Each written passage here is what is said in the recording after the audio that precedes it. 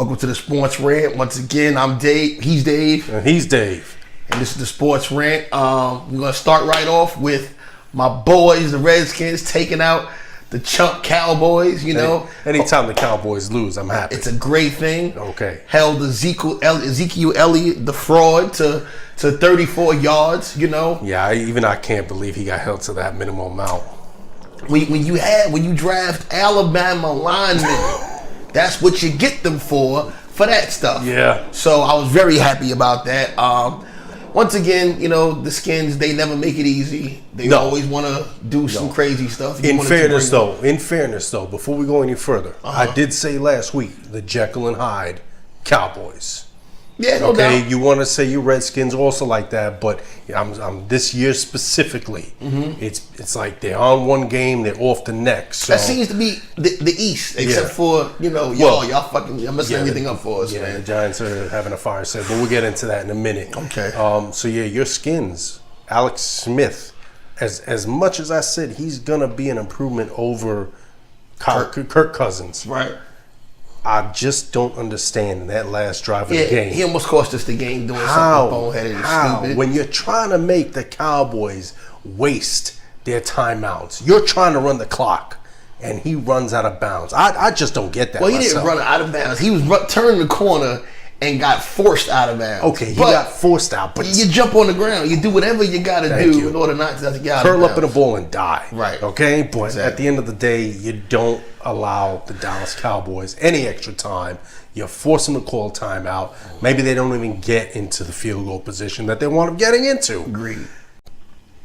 All right, so here's where we're going to disagree. The long snapper, LaDouche, okay, he gets called for what I consider to be a bullshit penalty that they call moving the ball before the snap. Yeah. You never seen that called in any other game. Right. But all of a sudden in this game, right, it's called. It cost the Cowboys 5 yards, and they ultimately missed the field goal. Yeah, okay. So just because you don't hear it called doesn't mean it's not a rule. Now, this guy has been doing the same thing for 14 years. This is what he claims, all right? He's been doing the same exact movement.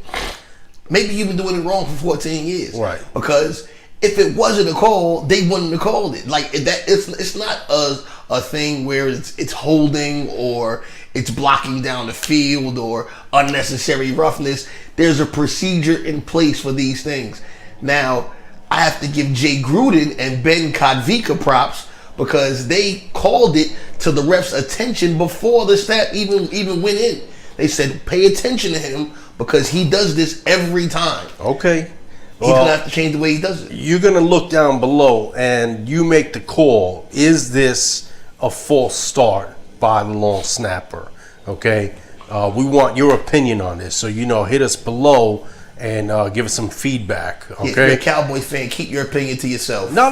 We want to hear it. Cowboy fan, Giant fan, Philadelphia Eagle fan, whoever. You're a Redskins fan. Let us know, okay? So, here we go. Another week where the Patriots are showing their dominance offensively. Right.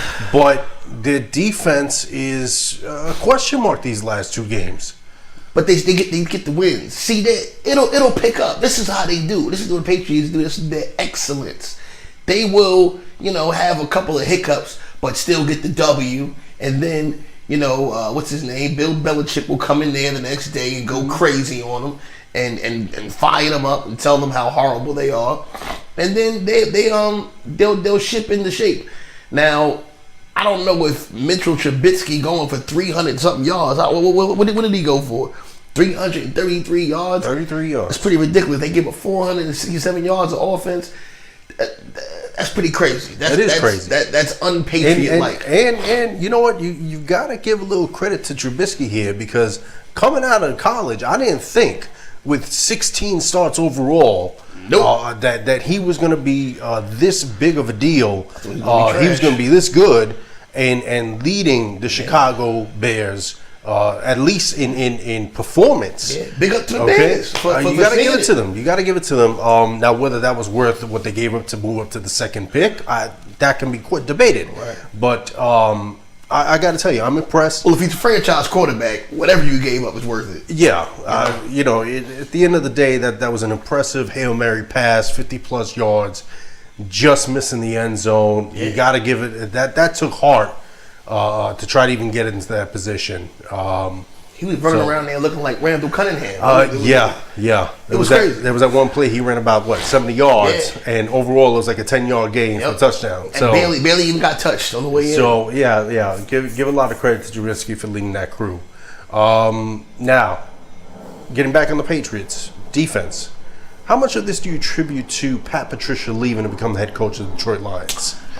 Very little. I mean, I guess it may be a situation for now. Like maybe, the who's the new D coordinator? Actually, I don't know. All right. Whoever he is, he may need some time to get it, get the play calls or whatever, get it on. But like I said, I'm not worried about them. I'm never worried about the Patriots. As long as Belichick is there, they'll be fine. Yeah, especially in the AFC East. Oh, yeah. Now, fire sale. New York Giants. It's over. I said that last week. I said if they lost to Philly, it was over. But now it's officially over. And now it's time to clean house of all Jerry Reese's bad moves. Right. Started the other day with Eli Apple. Right. Being traded to the Saints. Eli Mama's Boy Apple. Mama's Boy Apple. Right. Apple pie. How you want to put it? Apple sauce. All of that. Soft as duck butter. I think they got a decent haul from New Orleans. 4th round pick for this year, 7th round pick for 2020. The one I'm kind of disappointed though on, not the fact that they traded him, what they got in return, Snacks Harrison. Right. Okay, Damon Harrison's probably one of the best nose tackles in the league. Especially when it comes to a 3-4. Exactly. So to just get a 5th round pick from Detroit, I mean, I would have preferred 4th, maybe even 3rd. He's under contract.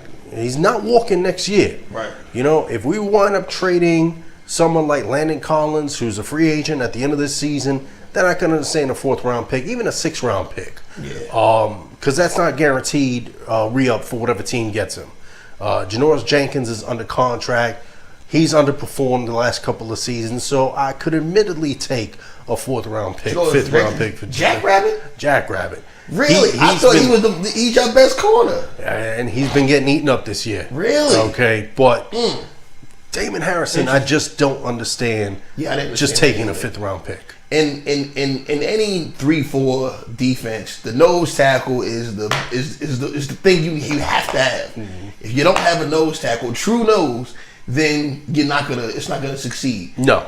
He's 350 pounds. I mean, there isn't a more prototypical nose tackle than him. And he's nice. And as agile as they come. Nice. Yes, he's a good player. Yeah, that was kind of crazy to me. But I guess, like you said, they're cleaning house. They don't want to pay people their money, which is fine. But, whoever you draft next year, he better be as good as Snacks. Right. Now, they're not going to be drafting a quarterback next year because next year's quarterback class is going to be very shallow. Okay. There's not even any guarantee that anyone of prominence is going to be there. Right. So if you're the Giants right now, do you say, okay, it's official, the Manning era is done? Do you start Kyle Lauletta? The dude from Richmond? Yeah. I like him. I liked him when I told you when y'all drafted him. I like the guy. No, I don't. I don't think he's ready yet. It's Richmond. It's the Richmond Spiders or some nonsense. Something like that. No, I let this play out. I mean, what's the worst that could happen? You're going to keep losing, and you get a high draft pick. That's the best and worst case scenario. Right. At this point, we're racing Oakland for the number 1 overall pick. There you go. You don't want to get that kid hurt, lose his confidence. You saw what happened to Carr. Mm-hmm. Brandon, it's not David Carr. Derek Carr. You saw what happened to him. Totally ruined his career with that. Nah. You keep him on the bench. Mm-hmm. He's 3rd string now, right? Yeah. He's not even dressing for the games right now. Yeah, keep him like that. You work behind the scenes, and then we'll see what we can do next year. All right, we'll see what happens. You got to see if Dave Gettleman works some magic in the upcoming draft with these extra picks. Fire sale's definitely not over. You got to just wait and see now who else goes. Right. All right. So college football. We said it last week that it should have been a cakewalk for Ohio State. Nope. But Purdue Thank you. Purdue trashed Ohio State 49-20. Demolished. Ohio State is basically written out of any contention right now, barring any miracle from the college football playoffs. They got to hope for a couple of losses from Michigan, either the head-to-head later this year or what have you, to even be in the running for the Big Ten championship. Right. That's probably the only way they can get in to the college football players right now. Well, that and LSU, remember, November the 3rd, 8 o'clock. That game is going to be crazy. LSU versus Alabama. One of them got to lose. One of them's got to lose, and it's probably going to be LSU. I don't want it to be LSU. I don't want to be LSU either. I'm a little tired of seeing Alabama. As I said, as long as Saban is in Alabama, they're going to be in contention for the championship every year. He just seems to draw the best players, future NFL stars. I got 4 of them on my team. Hey, there you go. So, thank you, Nick Saban. Appreciate it. You can't write a better scenario, though, if LSU does pull off that upset. Right. They basically write their ticket into the college football playoff. Basically. And then assuming they don't lose. Assuming they don't lose, and then you got to see what happens at the end of the season, because as we've stated before, it's probably going to be Georgia and Alabama for the SEC. Or Florida. Florida got something. Florida. Did they lose recently? I don't think so. I think they still. They won, but it was a shaky game against what was that, Vanderbilt, right? Okay. Oh, Jesus Christ. So worst SEC team. Yeah, we'll see what happens down the road. But as of right now, you got Alabama 1, Clemson 2, Notre Dame 3, and now LSU in the number 4 spot. Huge game though this weekend. Is it Florida and Georgia this week? Do they play this weekend? Is it this week? I don't know. I think it's this week. Wow. So that could be big. That's a big game. That's always a big game. That is Florida a big game. Georgia. So we'll see what happens on that note. But side note, if you haven't been paying attention, Purdue was playing for a little something extra. You heard the story about the kid. Cancer? Yeah, unfortunately. Was it Trent? Yeah. I don't know his last name, but his first name is Trent. Trent Tyler, I think. Very sad story. This kid has dealt with bone cancer to some extent 3 times in his life. So it was said that he was going to be making the trip to Boilermakers home stadium for that game. Yep. He made the trip. Keep in mind, if you're not following this story, this is a kid who's in hospice care right now at home. This is how much he loves that team, and you got to think that the Boilermakers pulled that win out for him. Yeah, Ryan Kerrigan sent them his game-worn jersey. Yeah, big time. So, thoughts and prayers to the Tyler family, okay? Moving on, NBA. If you've been watching, and we know it's early in the year, but LA and Houston. Yes. This was actually a very good game, back and forth, mostly offense, because we know neither team plays any D. Right. And then, of course, with 4 minutes and change to go, then it happened. This happened.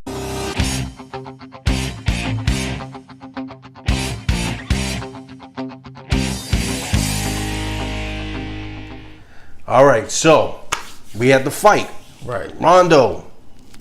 Spit on him. He spit on him. Okay, you've seen it.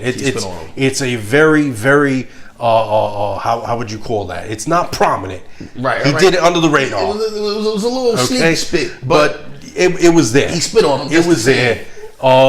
That's not to take anything away from the fact that Paul retaliated, but come on, if anybody spit on you in the middle of the street, you're swinging. Retaliated. Okay. Well, his retaliation was soft. Yeah. If somebody spit on you in the street on purpose in your face, you have to try to kill that person. Yeah.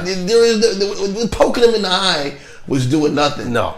I got to give props to my boy Brandon Ingram, who came through and tried to take somebody's head off, but he was already salty from getting done in by Harden. Yeah. I gotta disagree with you on that one. I think that was actually kind of bush of him to be flying in behind, punch it from behind. This ain't the knockout game. I don't condone that. You shouldn't be doing it in the street. You don't do it in the NBA. If you're gonna square up with someone, make sure that person's staring you in the face. I think he was gonna hit anybody who was there. Like, I think he was just randomly swinging. Yeah, well, the problem with that is he's swinging from behind. You know, be a man, face someone if you're going to fight them. Okay, you anytime you see that in any form, I'm punching you from behind. I'm sorry, you're a bitch. Okay, I'm sorry. So what did you want to do? Tap him on the shoulder? No, don't get involved. It ain't your fight. No one spit on you. Don't get involved. Don't get involved. I'm sorry. He was already ticked off. No. He was looking for it. So he's ticked off, but he's ticked off on an offensive defensive foul he made on Harden and getting called for it, getting caught, and then getting in the face of the official. And he pushed Harden. That's who he should have swung on. Off top. Okay, off top. That's what I'm saying. He had no business between Rondo and Paul. Okay, now I do think that the league, albeit that Rondo instigated this, and of course Ingram put his nose in there, which shouldn't have been. I don't see why Paul's getting the lesser of the suspension here, game wise. I know he's getting hit harder. He's paying. He's paying well more than either one. But he makes more than either one of those guys. Yeah. But suspension-wise, I think he should be getting the same amount as Rondo. Why? Because if you look at it carefully, okay, Rondo spit, right? But you putting your fingers in his face first, okay? Let the officials deal with it. They're there, they're watching it. He spit on him. There was already going to be a tee-up for Ingram. It's probably going to be a tee-up for Rondo at that point. Okay? Your team needs you on the court. It may be early in the season, but we all remember what happened last year in the playoffs against Golden State when he went down with injury. Yeah, it was over. And it was over. So at the end of the day, every win counts. And every time that Paul is not on the floor for his team, it costs him. And pardon me if I'm not correct here, they lost the next night against the Clippers. Yeah, but... Yeah, I understand that. But as far as the suspensions go, I think he did the least amount. He was defending himself. You get spit on, and then you come with the finger jam, which was horrible, and then Rondo just starts hooking off on you. Yeah. Like what are you supposed to do? You supposed to just let that happen? You can't let that happen. You got to fight, even though. He's the head of the players union and all of this nonsense. It doesn't matter. Sometimes you got to eat that. And I think even more so, that's why he should have at least gotten the same, because you're representing the league here. Right. And lead by example and everything. So that's what I'm saying. At the end of the day, he should have got the same amount of games as Rondo. How much did Rondo get? Rondo got 3 games. 3 games. Really, that's nothing. I mean, I remember when Melo punched Marty Collins in the face. He got like 15 games or some crazy nonsense. Yeah, you're true on that. But you know what? I give a lot of respect for LeBron for stepping in there and breaking it up, pulling Paul to the side. Obviously that's his boy from back in the day. But also he doesn't want to see anybody get hurt. So cooler heads did prevail at the end of the day. It is what it is. Guys are suspended. Guys are fined. Let's move on. Now, as far as Joel Embiid, here's where if you're gonna pull something off, this is where you can't talk shit at the end of the day, and this is where Embiid kind of falls flat on his ass on this one. By the way, just take a look right here against the Detroit Pistons, and it clearly falls a flop. Okay, that's Derek Fisher style right there. It was okay, the worst one I've seen. The fact that the refs even called this is crazy. Ridiculous. I mean, okay, they came out today and they said, okay, we're reversing it. We're not finding him, but they're just warning Embiid. No, you don't warn. You go through with the fine. Okay, it's supposed to be fined. That's it. That was all right. That was the spirit of the rule. Was that? But what I love here most is that Embiid goes one step further. And he trolls. Get him out of here. He trolls Drummond, not just on the court, after the game on Twitter, and says, I own real estate in his head. Here's the problem with this. Now, it's too early to tell if Dwayne Casey coaching this team is going to make a difference. Obviously, he's got the bigs now in Detroit that he did not have in Toronto. Okay. And I think from a scoring and defense perspective, that's going to make a big deal down the road. Whether it pans out being playoff bound and what kind of seeding they get, we'll wait to see. But here's where I feel like Embiid bit off a little more than he could chew. You're going to say you own real estate in Drummond's head, yet the game goes into overtime, and you couldn't stop Blake Griffin. Okay? So it doesn't matter if you trying to say you own real estate in this man's head. At the end of the day, you lost. Yeah, Your flopping went for nothing. Yeah, they're winning. Winning doesn't mean anything to the millennial athletes. Yeah, well, it's about getting paid and looking good. Okay, well, wake up, because did you win the game? No. And no. Now they're gonna be watching you. Stay off of Twitter, idiots. Okay, so that's it for NBA talk right now. Finally, we got the World Series is here. Right. Boston Red Sox. David Price is up. David About to Price. lose the game for him. Well, we'll wait and see. Hopefully. Obviously, game one is in the books. 8-4 Boston last night. You got to give their offense props. I mean, okay, they're unstoppable. It seems you can't get around them. No, you make one mistake down the pike and it's gone. Especially in Fenway Park. Yeah. Okay. So game 2 is tonight. Price is on the mound. I want to see if he pitches a good game. You know, he pitched a hell of a game in game 6 against Houston, to basically end it. Them. You know, and it was just no. I'm sorry, it was game 5.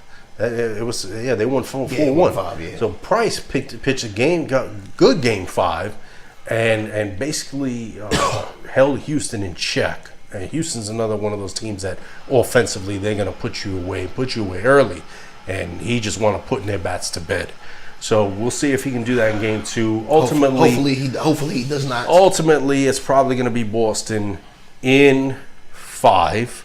I'm going to give the Dodgers at least one game.